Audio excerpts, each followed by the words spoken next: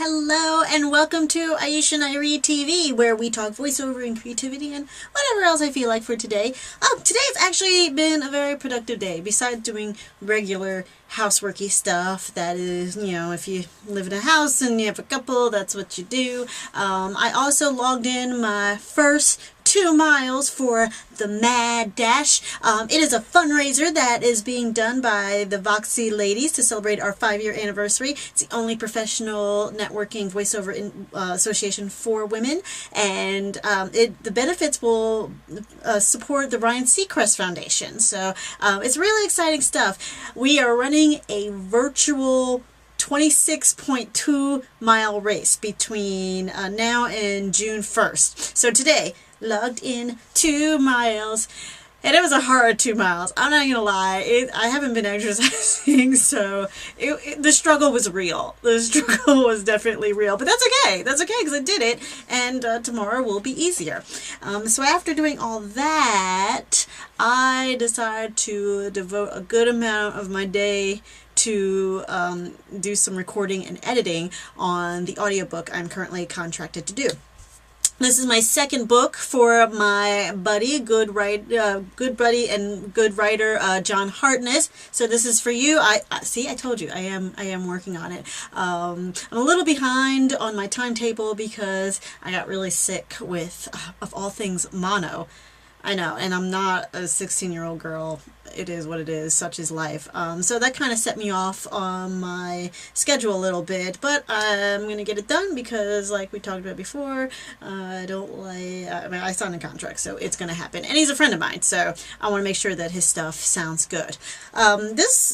So I just recently added audiobooks to my voiceover toolkit, so I'm learning a lot about editing. If you're interested in doing an audiobook or getting into that field, it's fun. It is really fun, especially if you like literature and you like writing. I am a writer, another career fun thing that I do, so I do enjoy reading other people's work. I'm like, what? I can get paid and I can just read books and someone will pay me money for doing that? That sounds awesome. It is awesome. It's also a lot of work. So a couple things to keep in mind. If you're doing audiobooks, when you get told what the final listening hours on, keep in mind it's about, I want to say, 2 to 3 hours of work for every hour of final listening. So if you're looking, if someone says, hey, I want you to do my 2-hour finished time audiobook, you just have to kind of do the math in your head. I was like, okay, it's going to be 2 hours. That's going to be anywhere from 4 to 6 hours of actual work and labor to make this book happen. So that's number one. Another big thing is the editing process. There are a couple of different schools of thought on that one. I'm not awesome at editing.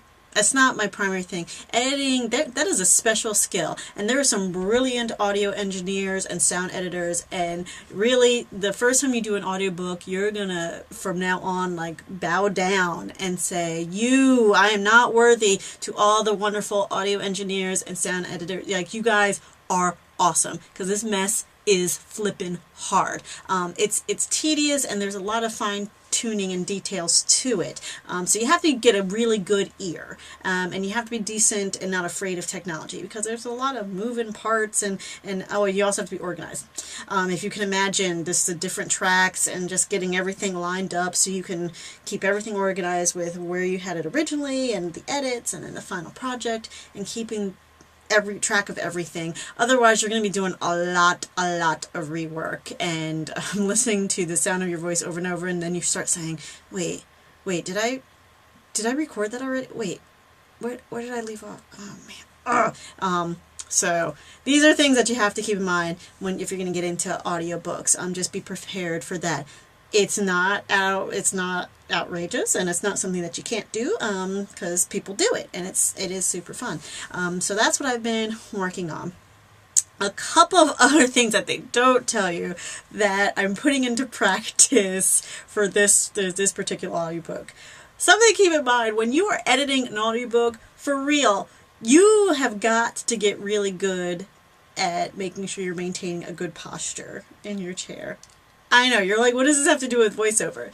Alright, well, not everything to do with voiceover, but it does have to do with your human body. I read a book on chronic back pain because my dear, sweet, wonderful boyfriend does have back issues. So we were looking into someone called the Gokali method.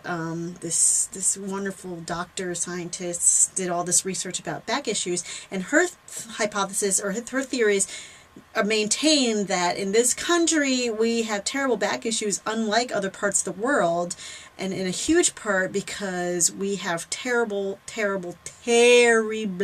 posture. Our posture is horrible, so that strain that we put on our backs and our spine causes us lifelong debilitating pain. So if we can get ourselves, to a natural state of posture, and a good strong posture, then we can eliminate back pain. And I still do not have back pain, but I see what he goes through, and I am not interested in getting any of that. So I'm always conscious of maintaining a good posture. When you're editing an audiobook, you're talking about hours and hours and hours sitting in front of your computer screen, which is interesting. If you're getting into voiceover because you don't want a regular desk job, I hate to tell you, but there's still some hours locked in front of a computer. Believe it or not, it's not just talking and making funny voices in front of a mic. It'd be nice if that was it, but there's other stuff too. So if you're going to be doing all that, just make sure you're aware of your posture. I tend to be I'm a leaner, because I get really into whatever I'm working on, so, keep your core going and keep your back nice and aligned, so you don't end up, crooked over in a lot of pain after you're done with your book. The other thing that I want to really make sure this time around, when I started editing, big thing I noticed, which you don't really pay attention to it until you have to do a lot of editing. When I edit for auditions, for commercials, or just, quickie auditions, it never really hit me. I mean, I take out a mouth pop here and take out a breath here, super fast. But when you have to do that for hours and hours on end, you suddenly become hyper aware about, oh my God, how many mouth sounds you're making. I did not realize how many times I make lip smacks, like, oh my gosh. And when that first time I was trying to edit, I got towards the end. I was okay in the first 2 chapters, but when I was booking towards the end of the book, I was like, I am going to rip out my own tongue. Like, I'm so sick of hearing that.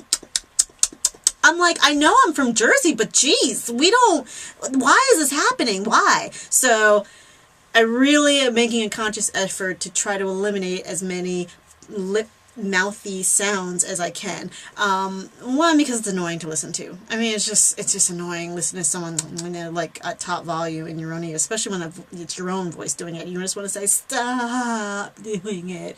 The other reason it's good to get into the habit of removing it, it takes a lot of time and effort to go in and just having to remove all those little itty bitty pops and little itty bitty that come in there. It takes a really long time, and all the time it's like, if I could just not do it, it would save me like quite a bit of time. So today I'm trying 2 new techniques that have been recommended by some other peers that do a lot of audiobooks. So one thing I did, today's treatment of choice is I used some coconut oil before I started, and then I took breaks, and I kind of rinsed my mouth with some coconut oil to moisturize and to make sure that all of my talky parts are nice and lubed up and moisturized, so then I don't have that dry mouth that makes me want to lip smack all the time. And another thing, tea. Today, and they like my mug. I love this mug, my pretty brown ice mug. This is from the wonderful store Liv and Tyler, so I love them. But yes, today's tea of choice, I am drinking some roasted dandelion root tea, which is a nice herbal tea. Tastes kind of bitter, but it's like coffee. So if you put a little honey in it, that also helps with the moisturizing capabilities. And I put a little coconut milk just because I'm trying to avoid dairy, so a little coconut milk makes me feel fancy. So just keep it hydrated as much. If this part doesn't work, if I go back for this editing and I still am not satisfied, other things that I've heard that I might be willing to try, just keeping some gum around, and then in between when I'm editing, keep chewing that to keep the moisture going. And if I can find a quiet option, I don't have a huge fancy studio yet, one day, but also just a humidifier of some sort, just to make sure that there's enough humidity in the room, or in my studio when I'm recording. So we're going to try these techniques, so I'm passing them along to you, and you're welcome to, in the comment section, go ahead and add, your recommendations or things that have worked for you, because we like to share. We're building community, so would love to hear your thoughts and what works for you, so we can share it for everybody else. So yeah, that's it. Another big school of thought when it comes to editing that I mentioned, I was like, oh, I forgot to go back.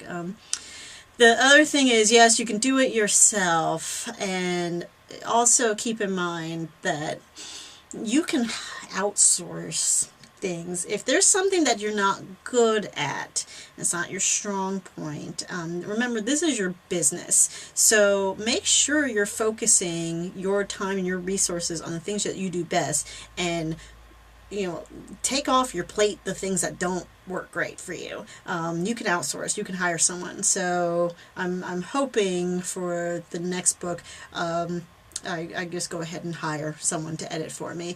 I didn't do it for this book because I don't feel overwhelmed yet, but if I get to the point that I just don't think I'm going to make the deadline and I'm not comfortable with what's, how fast I'm going, I'm going to just hire someone and say, hey, you know what, here is my sound, here's the manuscript, I'm going to pay you money per hour to go ahead and take out all these for me, because I cannot stand to hear it one more time.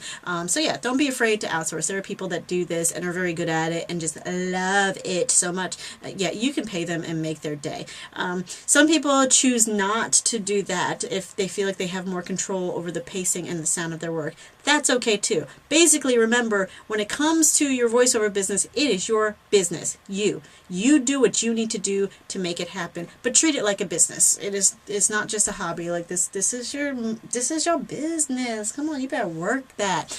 So yeah, that is what we're working on. We're doing audiobooks. If you are interested in the last audiobook that I did, for Mr. Hartness, I narrated his book Headshot, a novella in the Cindy Slaughter series.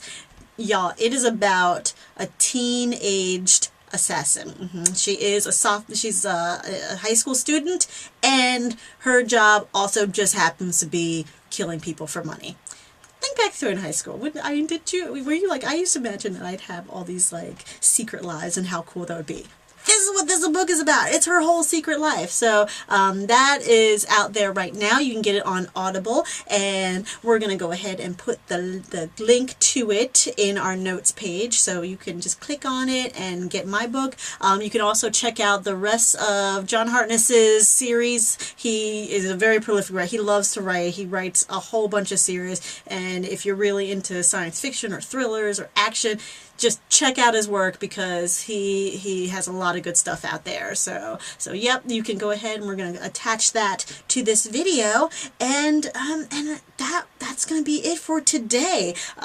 Get out there, get on those audiobooks. I know I'm going to get back to it. I think it's about time for me to take a little break, maybe hit a little bit of that coconut oil and get some more tea. I already feel it. I'm already feeling them coming on, and I can't even handle that. So we're going to get back to it, back in the studio. Have a wonderful day.